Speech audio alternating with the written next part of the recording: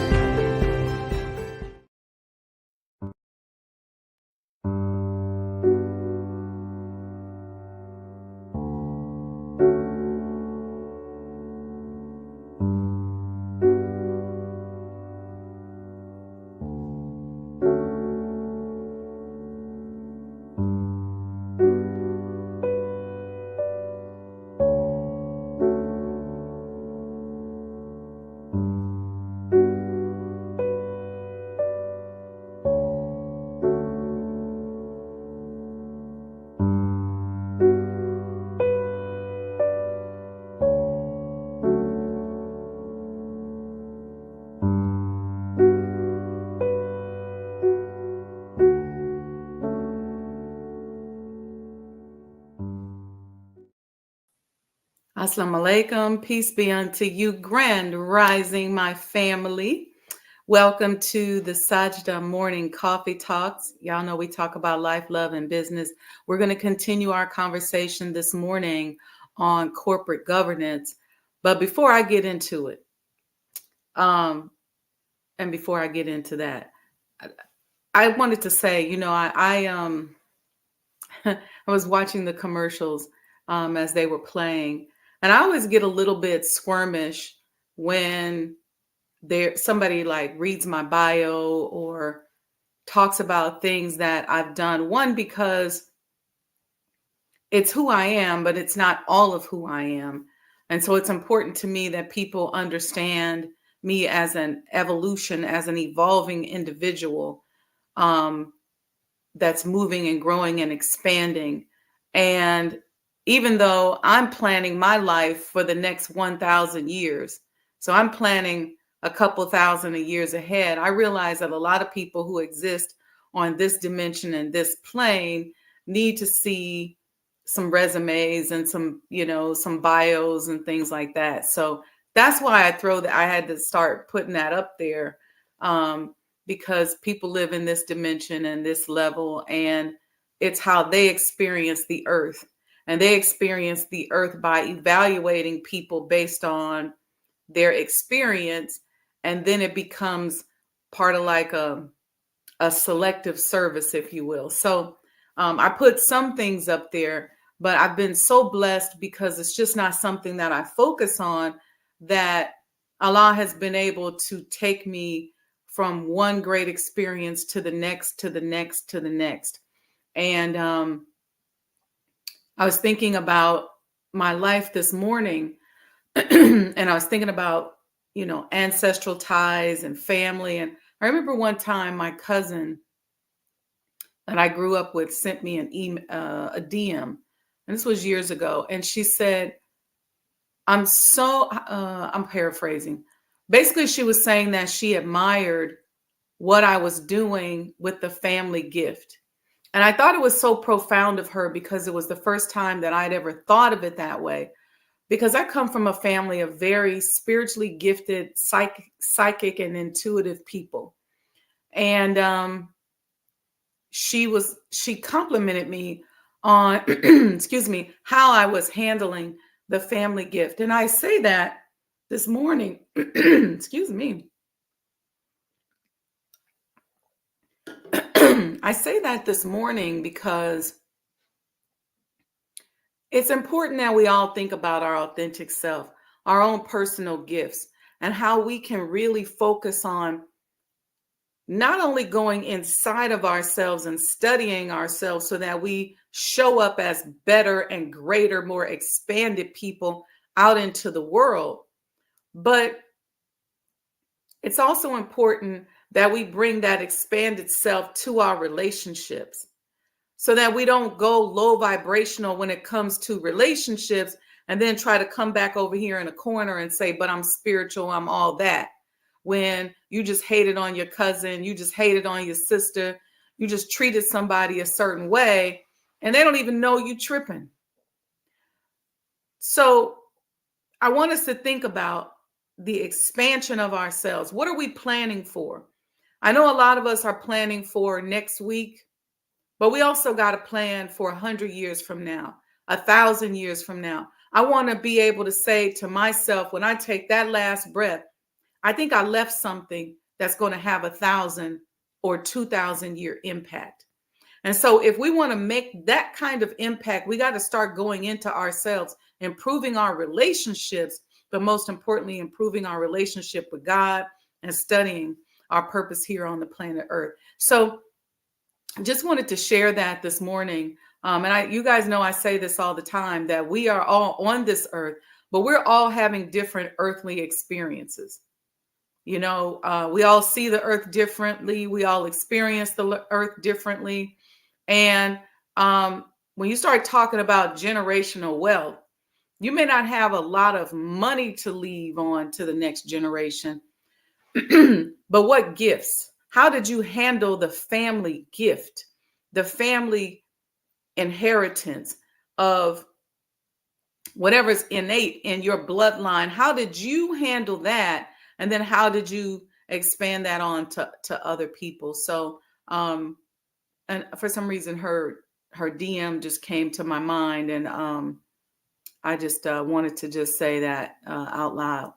I don't know about y'all, but I'm still high from our conversation last night with Sister Carmen Muhammad. It was very powerful.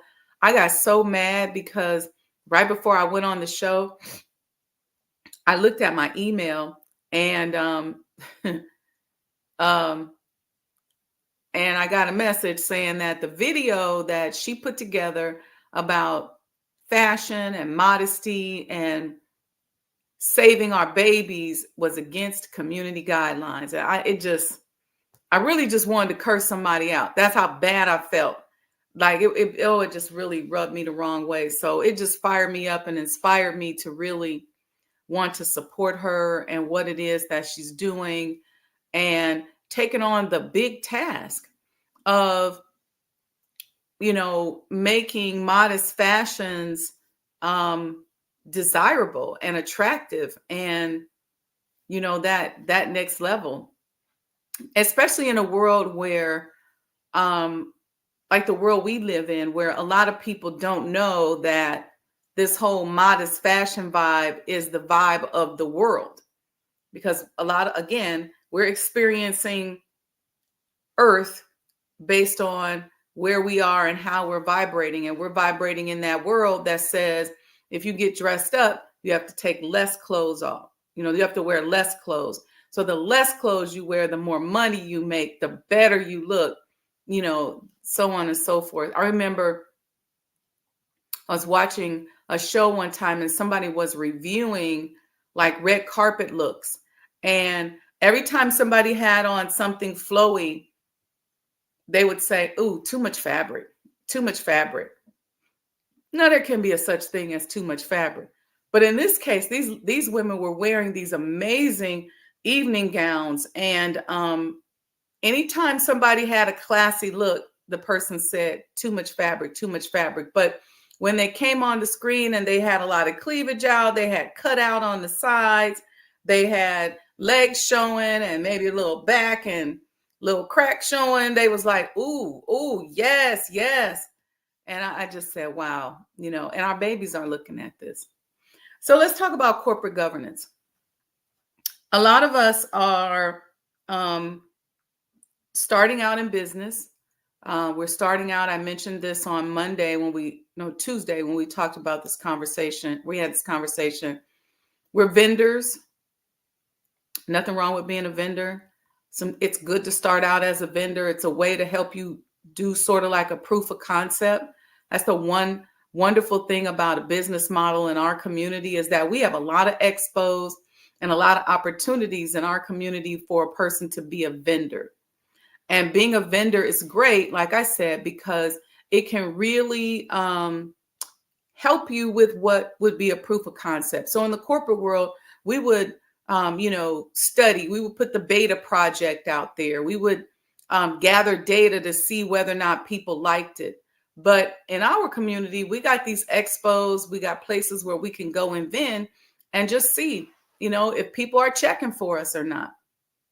But what's interesting for us is that we spend all this time vending and beta testing in our community and with customers, and we become super popular among that niche. And then when we decide to expand, we start stressing and tripping out on customers that we don't even have. It's a really interesting phenomenon to me.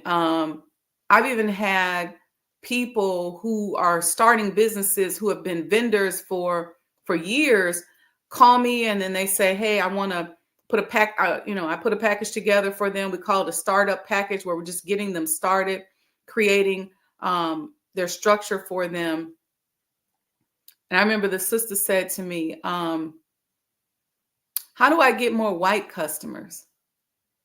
And I said, "You're going to get more white customers by being a good product leader and a leader in the market. Our culture drives product development in the world.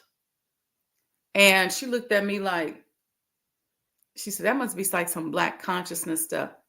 And I said, what, are you serious? And so I had to take her back and we started talking about the blues. And I took her into the Great Migration and the products and services and entertainment and styles and vibes that were developed during that period of time that have become the foundation of pop culture today. She said, I never thought about that.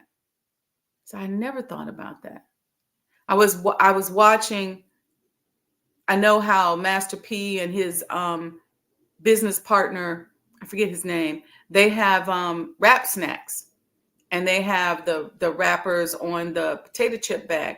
And I was in the grocery store the other day and I seen a face on a Lay's potato chip bag. And I said, they should have patented that idea of putting a person on a potato chip bag, because now I see Lay's doing it. When you think about flavors of chips like Flamin' Hots, and that came from a recipe that a Mexican brother did. You got all these different things. A lot of this stuff starts in our community. And so I said, if I were you, and what I told her, I said, I wouldn't worry about the race of the customers. I really wouldn't worry about that. I said, now, what you want to do is you want to become such a stable brand and you want to expand into other markets. Because one thing I will say is that in our community, the creative flow moves so rapidly that it's easily for us to become off trend or out of style. It's like people who bring me in to help them design their spaces. And they say, I just want everything to look super modern. That's cool, but you got to be careful or mindful with modernness when it comes to furniture, when it comes to design, because anything that is considered modern goes out of style relatively quickly because it's going to ride that wave. So you want to create something that is both sustainable and attractive. Give you an example. When we were doing the statues for the front of the Honorable Elijah Muhammad House, the artist did a fashion study so that he could make sure that the clothing he designed wouldn't look out of style 10 years from now, 20 years from now. Something to think about. So anyway, as we're expanding our businesses from vending to our corporate structures, we just have to begin to think about how we put these things together. Oftentimes, we got our staff, our employees, our cousins, our family members. We like, oh, you the manager, girl, you the director, you this, you that. Well, think about what you're doing and think about the definition of those positions as you're just handing them out like they're candy. Even when you hire somebody, I want you to think about, before you start going, oh, this is our manager, this is this. How does that person fit into your corporate governance structure? Okay. And so we defined it. We talked about the 4 pillars of corporate governance. I have them here in the chat. Let me put them up on the screen just in case y'all forgot them. It's actually 5 of them. Some people say 4, 5. It depends on who you talk to, but transparency, accountability, responsibility, fairness, and disclosure. Each of those can be a course in and of itself. All right. But I want to talk about the benefits of corporate governance. We defined it. Go back and check out Tuesday's class where we talked about the definition of corporate governance. And I'll give that again here this morning. Let me do this here because I got some notes. I actually have them on my phone.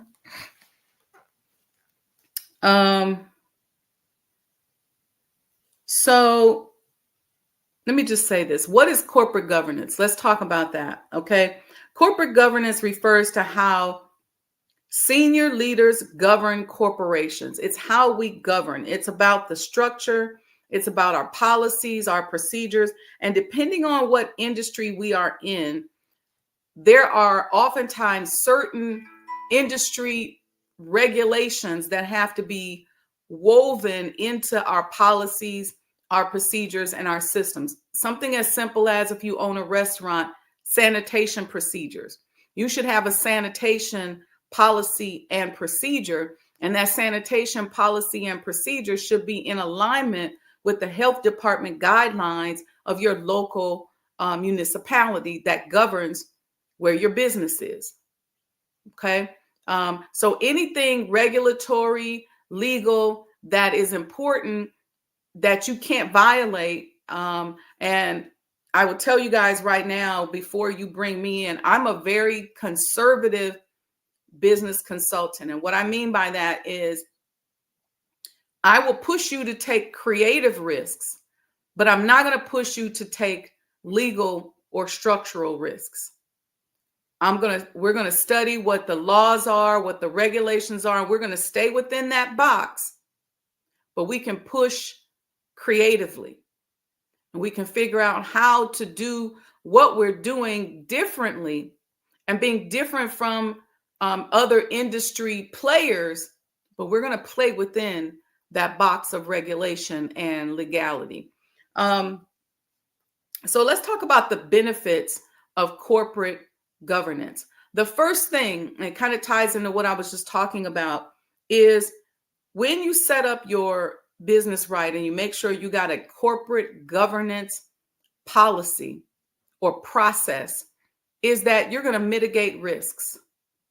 Mitigate risk. What do I mean by that? Somebody can type that in the chat. Mitigate risk. Risk mitigation is identifying and reducing risk. So in other words, as we're mapping out your process for doing business, we're going to identify risk areas and we're going to figure out how to mitigate them. And that's going to be written right into the policies and procedures. Okay. If you have a risk where the same person opens the mail that collects the money and makes the deposits, that's a risk. So we're going to write into the policies and procedures that in your business, there's going to be a different person who makes collections and maybe a different person that opens the mail. And maybe you are the only one who makes deposits. You really shouldn't be letting people make your deposits. But that's a way to mitigate that risk.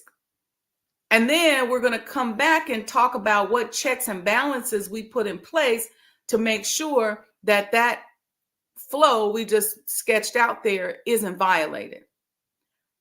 Does somebody come back at the end of the day? Like, for example, in healthcare, in our pharmacy area, somebody will come back at the end of the day and count the medication. So there's a count in the morning and then there's a count in the evening. And so those two counts got to match. There's a camera on the front of the inventory door. That's risk mitigation. So as we're putting all of these policies together, this gives us an opportunity to figure out where the risks are, whether they're internal risks, whether they're external risks, or maybe they're just risks of being out of compliance. Because here's the other thing. If you have a business that is highly regulated, you are going to want to make sure that you create a beautiful audit trail for anybody who's coming into that business to take a look at what it is that you're doing. Okay. When I was working in healthcare, I know I used to probably drive them crazy because I was a stickler for making sure that we were doing certain things and that we were following those policies and procedures. I'm sure in a lot of cases, as soon as I'm not there anymore, a lot of people like, whew, we ain't got to be bothered with all that. They think it's over the top, but it really isn't. It makes it super easy. And then you're documenting that, which is one of our principles of corporate governance. You're documenting it. So if the health department came in, you could say, hey, here's our log of how many times people wash their hands. Here's our log that shows how many times we cleaned, what products we used. You know, you're going to have that stuff already documented and already laid out. And for myself as a consultant, I lay that out for you and we talk about that stuff very extensively. So in the event that you don't follow it, you're going to know it and you're going to feel it. But if you do follow it, it's going to be very easy. It's going to be very simple. Now, we're not talking about encroaching upon your skill set. Okay. If you're a doctor, if you're a surgeon, if you're a chef, then you got to cook the way you cook. You got to operate the way you operate. You still got to make those recipe decisions, those surgical, those clinical decisions. That's on you. But in terms of the governance of the organization and how it flows, we should be putting together, policies and procedures that make sense. Okay. They're going to help us mitigate risk. The second one is that these kind of things can help to improve our capital flow. What do I mean by that? It's going to, as we're defining these risks, some of those risks are associated with overspending or misspending or making certain financial mistakes. So our cash flow can literally improve because as we map out these processes and lay out the corporate governance systems and policies for the business, not only can we make sure that we're designing an efficient flow of business, but we can make sure that we pay attention to any leakages and any overages in any areas. But I like to tell people, once we map it out, you then can sit down with your managers. Once, myself as consultants, as we leave, you can sit down with your managers and say, okay, now let's figure out how to make this more efficient. And then you got the controls documented there that mitigate the risk. So as you're changing the process, this is very important. A lot of times when the consultants come in, people feel like our process may be a little bit too cumbersome. They may say, look, I don't want to have to initial every time somebody counts inventory. Okay, that's fine. Maybe you don't want to do that. Maybe you want to change the process where maybe they just initial one time a day. And maybe I got them initialing 2 times a day. You could do that, but at least I've raised your awareness to the fact that there's a risk there. So even if you change the process, even if you say, our customers are going to flow in the door this way, well, I may have had them flowing in the door that way based on the layout of your retail space so that we would reduce theft, so that there were always eyes and cameras on customers at the same time. But maybe you said, I just don't like that. I want to lay this out a little bit differently. I want them to go that way. Well, at least now you still know what the risks are, and you have to make sure you still consider those risks as you're changing that process and flow. If you decide, you know what? I know sister said that we should probably have a security guard at the door, but I don't want to have a security guard at the door. Well, at least you know what risk you are exposing yourself to because we documented it by not having that person at the door. You may say, I don't want a third-party IT person to handle, passwords and certain things like that anymore. That's fine. That's your business. But at least you should understand now what risks you are exposing yourself to by not having somebody to review your IT functions on a regular basis and maybe even oversee it. Okay. These things are very important, even in the operations of your business.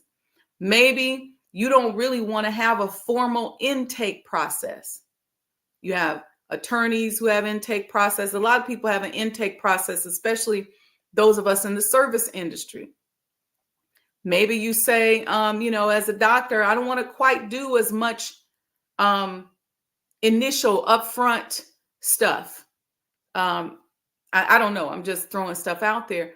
You will then always be able to understand what risk you're exposing yourself to. And if there's another way that you can mitigate that risk, you can get at it. Okay. So the second one we should put in the chat is improving our cash flow. Okay. So that we just talked about that. Here's the third one. It also encourages positive behavior. Clearly defined policies and corporate governance support positive behavior, both in the boardroom and in the office. This is big.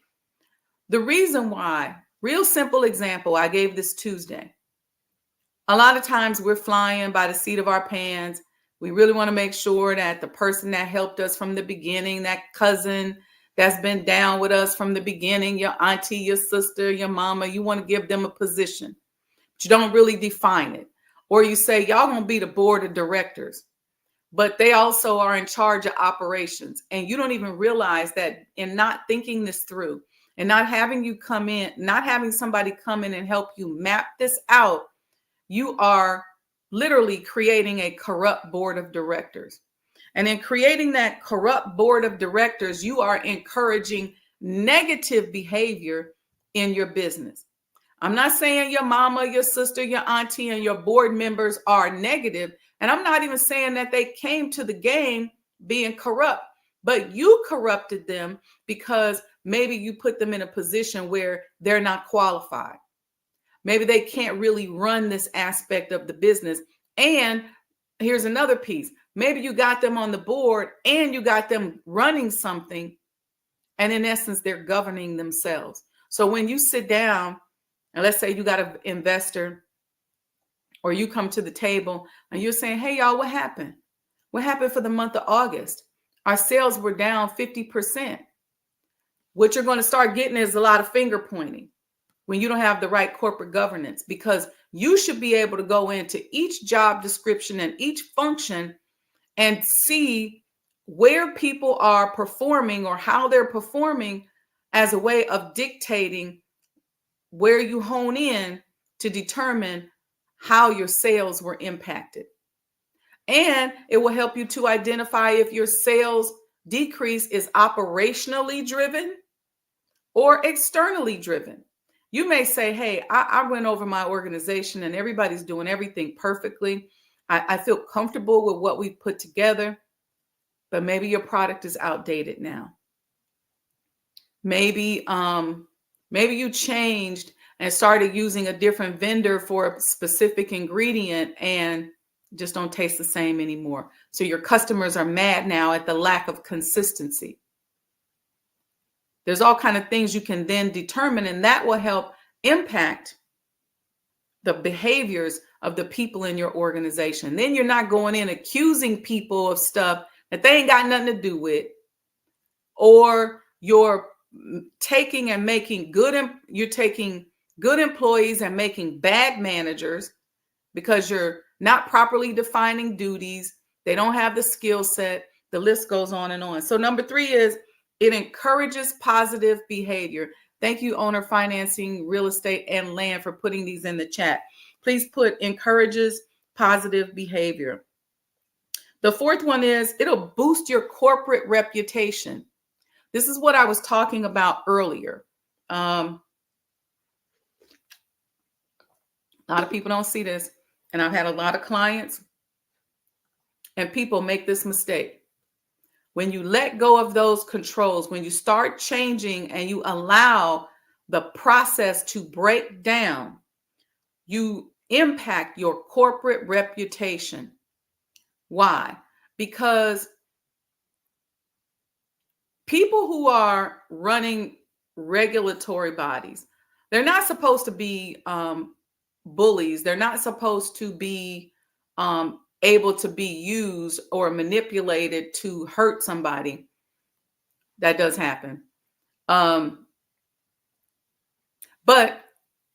when they don't have oftentimes the capacity and the staff to go around and review and audit and take a look at everybody. So when you got certain policies and procedures in place and they can see that your business, as it relates to the regulatory piece, operates functional and functions properly, and you can show where there's controls in place. If you ever get questioned or you're ever asked, you got documents that you can produce as evidence of how you're doing business. When you can show that, it says something about the reputation of your company. Okay. Something as very simple as being understaffed can undermine your corporate governance. Why? Because any regulatory person knows that there's not going to be the proper checks and balances here. So, it's like it's like a person who writes tickets, right? Parking tickets. If they go down a block and there's plenty of parking available and nobody parks illegally ever, the population is relatively low, then they're not necessarily going to keep going down that block looking for tickets to write.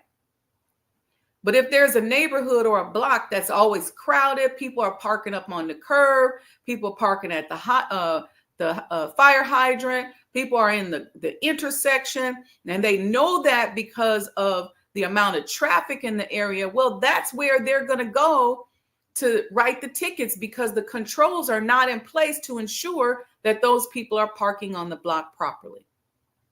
Y'all get it? All right. So the reputation of that block, in essence, when it comes to that parking situation, is not going to be as good as the one that has plenty of parking and ample parking, and people don't really make a lot of illegal parking moves and things like that. I think that makes sense.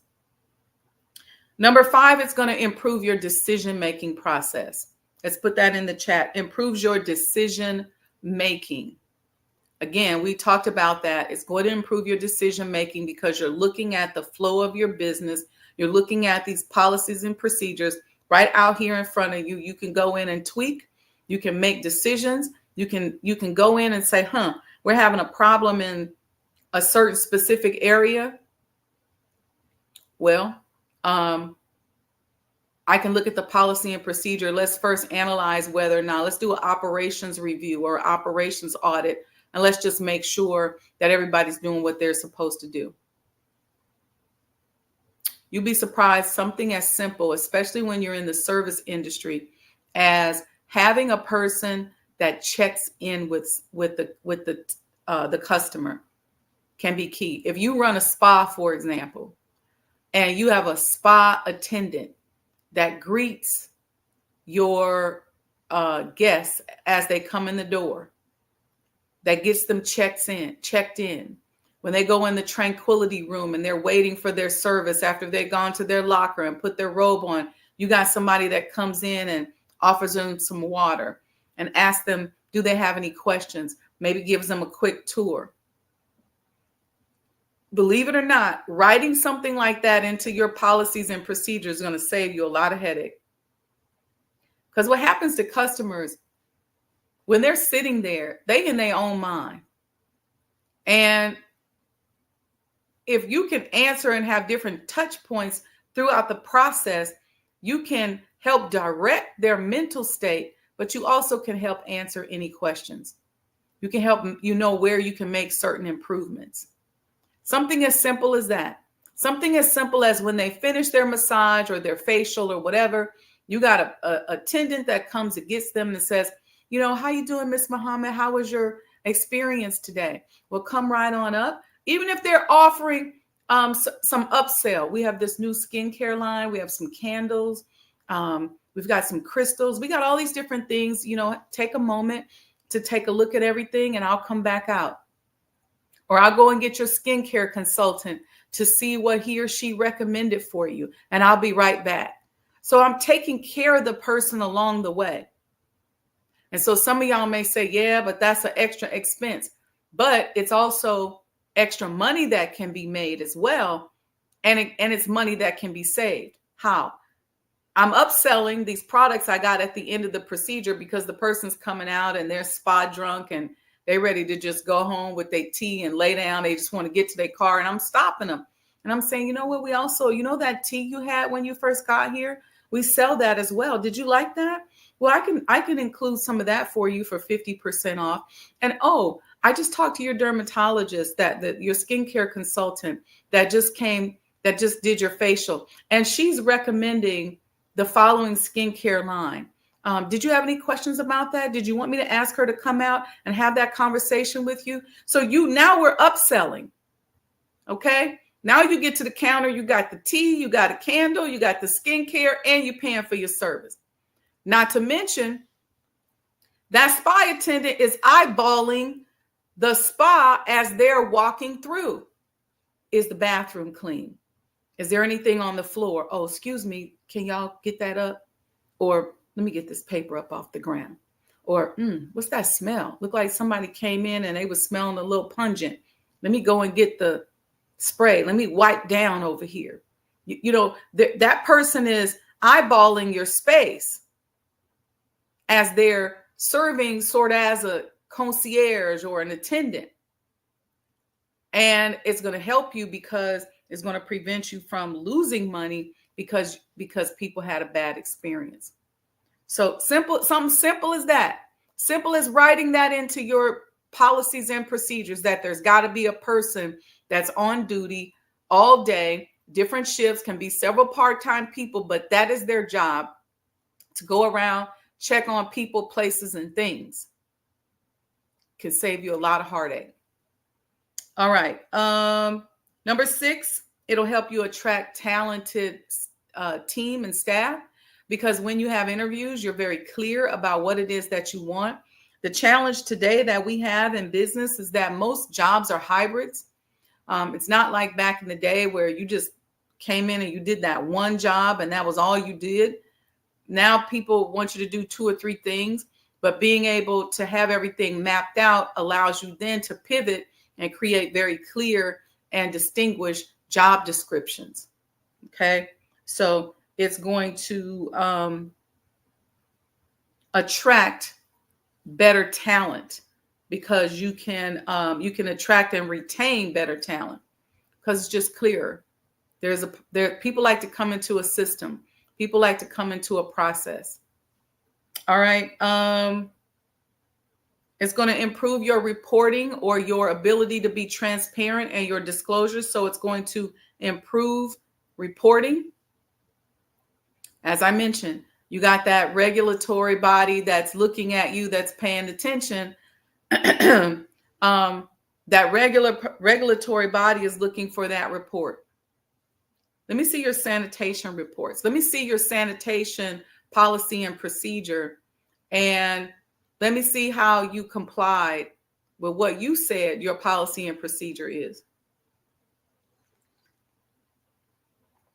And you'd be surprised at how that'll save your life, because people lie in business. Business is warfare. People lie in business. People will go, and because they want to be your competition, they will go and make up stuff. They'll go to the press. They'll go to regulatory bodies. Maybe they're just maybe they had a bad experience and they just evil. And sometimes it's your competitors and they lie. They'll say, well, you know what? I noticed that they don't wash their chicken. I knew somebody that worked there and they don't wash their chicken. You're like, no, excuse you.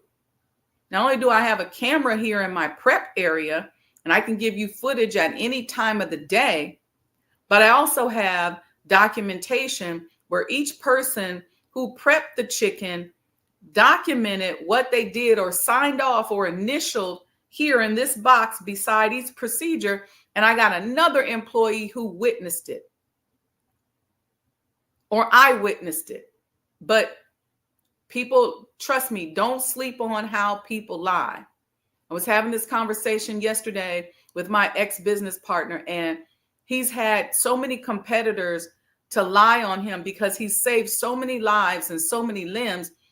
Something as simple as they would go to another doctor's office and say, oh, he's always doing the same thing over and over again. Duh. That's because that's what he does. He's a subsurgical specialist. So no, he's not doing the same thing over and over again just to be doing it. He's doing it because that's what he does. Something as simple as that. You got to have your stuff in place, your documentation in place, because these people will lie on you. Start making a lot of money. Start getting past a certain economic threshold, and you're going to see the enemies come out. Like they said, you don't judge a person's success by what they've achieved. Judge them by their enemies. You see these folks come out the woodwork. And so you want to make sure that you got your documentation and your reporting in check. And make sure you respond. Don't let these people, these competitors, come in and lie on you, and then you don't say anything. This happens a lot to entrepreneurs where competition lies and then they don't respond. there's ways that you can creatively respond. You can, if your competitors come out with a lie on you, and they lie and say you did something you wasn't supposed to do, then you can create a marketing campaign that shows you doing not only what they said you didn't do, but what you know the competition is not doing. So don't lay down and take it. Understand that business is warfare, and you got to figure out how to respond to these attacks. And this kind of corporate governance is going to help you and help arm you to be ready to move forward with that and to fight. Okay. But trust me on that. You're going to get attacked. I don't care if you just make good cakes and good cookies. You may make good fried chicken. That fried chicken place down the street, they may say, oh, they don't even be serving chicken. Or, they serve throwaway chickens or whatever. They may just make up something. It happens all the time in business. So you want to be prepared. I can't tell you how many times I've had to call another medical institution for lying to a patient about us. It drives me crazy when I see articles where people are negatively impacting somebody's career and nobody responds. And a lot of these, when you got competitors that are really large, they may have access to media that you don't have. And so they can get somebody who claim they're doing an expose and then use that to try to take down your business. Having your stuff documented, having the right corporate governance, having things in place is going to help you to be able to pivot and move against them suckers when they come at you like that. All right. Here's the next one. It's going to help to ensure the internal controls. Help to assure internal controls. I think we talked about that a little bit. As you're doing your review, you should be reviewing your business on a weekly. You should have certain reviews that you do daily, weekly, every 2 weeks, every monthly, every quarter. You should have an annual internal review or audit, however you want to call it. And those internal controls are going to be born out of those risks that we documented. And you're going to want to make sure that you're not bleeding internally as a company because you're violating your own policies and procedures. And then annually, it gives you an opportunity to see, hey, do we need to tweak anything? So that's the next one, assures internal controls. Number 9, it enables better strategic planning. I think that's self-explanatory, right? When we are documenting and we understand and we got data on what is happening now, we can do a better job at looking at what the future may hold. Or here's the other thing. We can do a better job at modeling. What do I mean? Be careful about utilizing your staff and your board to predict the future. It's okay to give them goals and set goals and reward people for making certain sales goals and things like that. That's fine. Okay. But you want to be very careful not to do too much of that, because people sometimes in their effort to meet the goal will become corrupt. So you got to be careful with that. But the modeling piece is if you know, for example, that the economy, or you've been hearing that the economy is going to take a turn, or people are going to stop eating cookies and they ain't going to eat fried chicken no more. You can figure out what new model can you introduce and how that is going to be impacted, how that is going to impact your internal organization. So maybe you have a new product or service. Maybe you say, okay, I'm going to serve a no sugar cake, a diabetic type of cake. Well, then now you can model that and run that through those policies and procedures and through that system and say, what's that going to look like when I put that new product on the line or I introduce that new product? Some of you may be able to say, you know what, we got one too many products. And so it's causing a problem. It's causing time delays in terms of our service, and it's causing staffing costs to increase because we got all this extra stuff on the menu. Maybe we need to stick to what we do well, but it'll allow you to model. Okay, so strategic planning. The next one is, we talked about this already, increasing staff retention, because not only does it allow you to set goals for your staff, but it allows you to have clear and delineable duties for your staff members. Most people don't perform well because they don't know what to do. They may not be critical thinkers. They may not be leaders. They may not be entrepreneurial minded. So they just really just standing there waiting for you to tell them what to do and when to do it and how to do it. But if you don't know what to tell them to do, then how can they do it? And then now you're just walking around the office or around the restaurant or around the store fussing and cussing. Number 10 was increasing staff retention. The next one is, it's going to boost compliance. We've been talking about that all along. Compliance with whatever regulatory body that governs your business, whether you're in finance or banking. There are certain regulatory rules you must comply with. If you have a restaurant, there are certain rules you must comply with. If you have a healthcare facility, whether you're doing facials or breast implants or open surgery or closed surgery, there's regulatory compliance. Okay. It also helps you stay in compliance with the rules that you put together.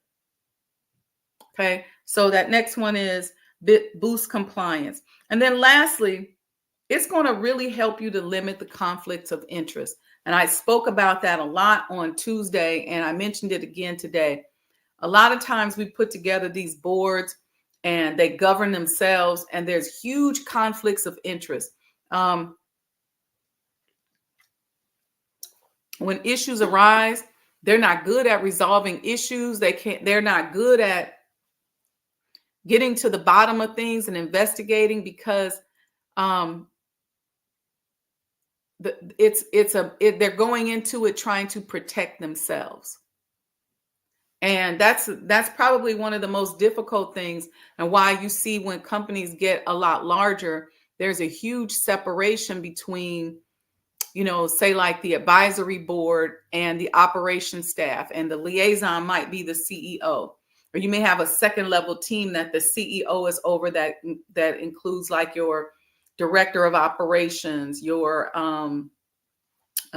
director of finance, or your controller, or your director of marketing, your sales manager, whatever. You may have people on that level who report up to this CEO, who reports to the board. But even there, having certain controls in place is going to really help with dealing with conflicts of interest. When that breakdown is collapsed, and a lot of medium-sized companies are just getting started, they have a board, but the board is also, excuse me, in charge of operations. And so in essence, they're governing themselves. That's a tough place to be. You got to have a really strong leader in place in order for that to work. And that leader has to be very actively involved.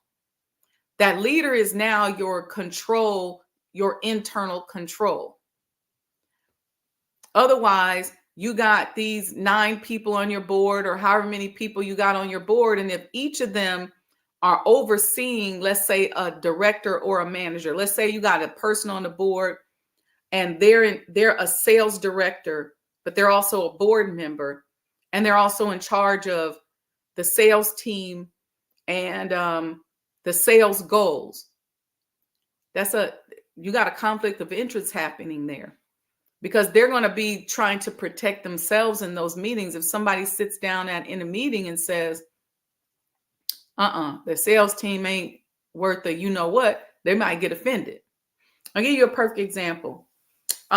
When I was in the music industry, and I was in the music industry in the early 2000s, when we would go and shop a single to radio. I never liked the artist to go with me to shop the music to radio. And the reason being is because if I sit down and I play the song for the radio execs and they say, I don't like it. I don't like how he sound. And they start to criticize the song. As a person on the business side of it, I can create certain key points and respond to them in a way that will help sell and convince them to go ahead and play the song. I may compare it to something else that was a hit. I may show some data and figures on how many people liked it online or whatever. But sometimes if the artist is there, they're going to get really offended at the harsh criticism of their art. And then once it gets so emotional, it's going back and forth. Now the artist leaves and they're reeling. They mad at me. They mad at the record label. So that's why a lot of times people will take the creative person out of the process. Okay. That's why oftentimes you see boards and committees set up a certain way where if it's in healthcare, you may have a patient advocate. You need to have a doctor's advocate. Got to have somebody advocating for those different areas of the business. Why is that important? It's important because if you start attacking that doctor and how he does what he does, he might get very offended. And you may impact him in a way where he may not be able to successfully deliver the services because he's emotionally impacted. Or the patient may feel uncomfortable because you're talking about them like they're a product or a service. So that's why this kind of thing is important. Okay. All right, family. That's our talk today on corporate governance. I thank you all for listening. Give me a thumbs up if you learned something, if this was something of value to you. And if it was of value to you, I ask that you support the network, support the show. Cash App, Sajda Enterprises. If you learned something about your business, something that you can do. If you are ready to move forward with this, you don't have to memorize all this stuff. Hire somebody, bring somebody on board. If your accountant is not somebody that can do that kind of thing, there are people like myself that you can bring on board. And if it's something that I can help you with personally, I will certainly do that. I have resources of people that we can subcontract and bring in if you need a lot of stuff done at one time. There's a lot that we can do. If you just simply need coaching on moving into this level, on just transitioning, it'll be worth it for you to book a session with me. All you have to do is go to book SajdaWendyMuhammad.com. If you buy one session, I'll give you one for free. It will be worth it. Okay. Also, couple things. Don't forget the Financial Trauma Boot Camp. Go to Eventbrite. Put in Financial Trauma Boot Camp. The discount is still up. All right. Or you can just go to my social media pages. There's plenty of links. But bring a student. Okay. Bring somebody with you. It's time for us to change our dynamic. We have to hack our financial emotions so that we can do a better job with money. Most of us are always responding. Thanks, Mom. Most of us are always responding within the trauma that we're experiencing. So even if we win the lottery, we win $1 million, then we still got a trauma response as we're handling that $1 million. And then we wonder why in 90 days it's not there anymore. Or some of us we get a big contract, or we're trying to get a big contract, but we can't get it because we got so many trauma responses that it's posted in the chat. Absolutely, I sure will. We have so many trauma responses that we can't figure it out. So if you go to Eventbrite, go to the search and put Financial Trauma Boot Camp, or you can just put my name, Sajda Wendy Muhammad, in eventbrite.com. Just go there, or go to social media. The QR codes are all there. Let me put the QR code up. I can do that. I'll put that up on the screen before we go. Okay, that's the QR code. All right. And the video that I'm going to show as we leave out today also has the QR code in it. So all you got to do is scan that QR code if you're ready to get signed up for the boot camp. But I'm going to strongly suggest that you don't miss it. We got to start hacking our system. Most of us are bringing to the financial table a long line of financial epigenetics that is not conducive to where we're trying to go. We are focused on uniting and pooling our resources and supporting one another. And it'd be very difficult for you to do that if you don't come from a background of doing that. Many of you are saying, well, I got a new invention and I want to make $1 million on this invention, or I want to, next year, my sales goal is to make $20,000 a month.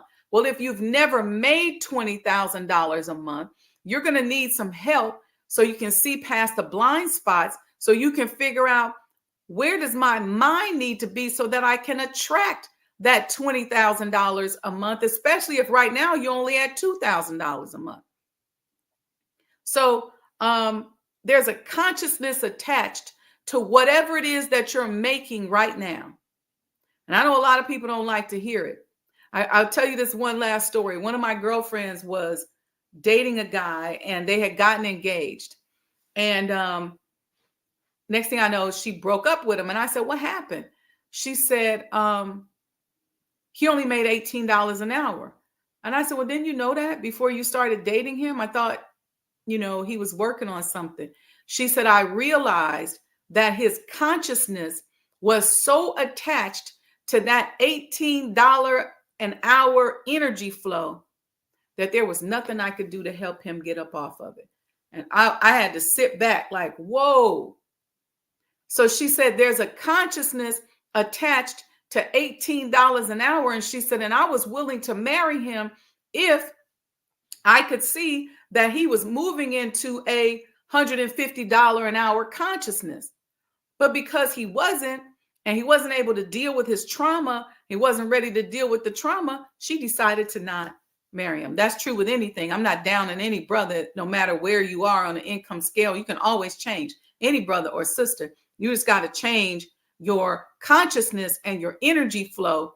And then guess what? The universe or God or Allah or source or whatever, however you see it, will say, oh, she's in the energy flow where she's ready to receive this blessing. He's in an energy flow where he's ready to receive this blessings. But most of the time we can't get there unless we get some help. And you can probably get there on your own, but you can hack it and get there a lot quicker if you work with somebody and attend some of these financial boot camps. Get you a coach. We got a couple of these boot camps coming up. I'm talking about powerful stuff. We're going to be doing some, I'm not even going to tell y'all, but we got some powerful stuff coming up to really help you hack your mind and get around and outside of all of this stuff, this vibrational stuff that's holding us back, because that's all it is vibrational gook that's in your solar plexus, in your mind, that's affecting your actions, your thoughts, your moods, your decisions. Don't be so arrogant to think, okay, I got this. I'm gonna be all right.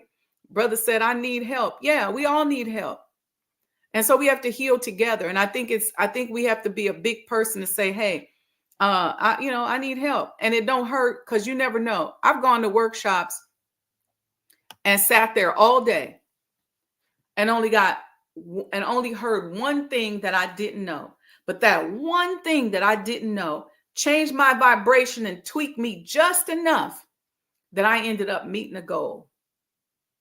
I've listened to programs And there was just that one thing that I heard where I said, you know what?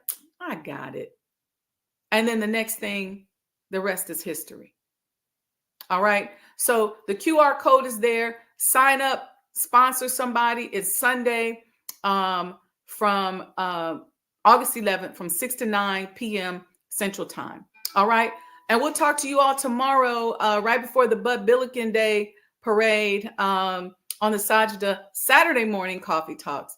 And we're just going to talk about life, love, and business. We're going to keep talking about these mental hacks, these spiritual healing things, so that when we're going into business a little healthier, a little more healthier, and a little more whole. All right. I love you all. Make sure you also support Sister Carmen. Go back and listen to the show last night. I think it's worth listening to. All right. And everything's scrolling across the bottom. So while these commercial plays, you can figure out what you want to support, how you can support. And if you can't make it to any of it and you say, I just can't do it, it's too much, you can always Cash App Sajda Enterprises. And y'all know I'm going to support. So I'll figure it out. So do what you can. If you can't do any of it, at Sajda Enterprises. All right. Peace and blessings, family. Love you all. Happy Friday.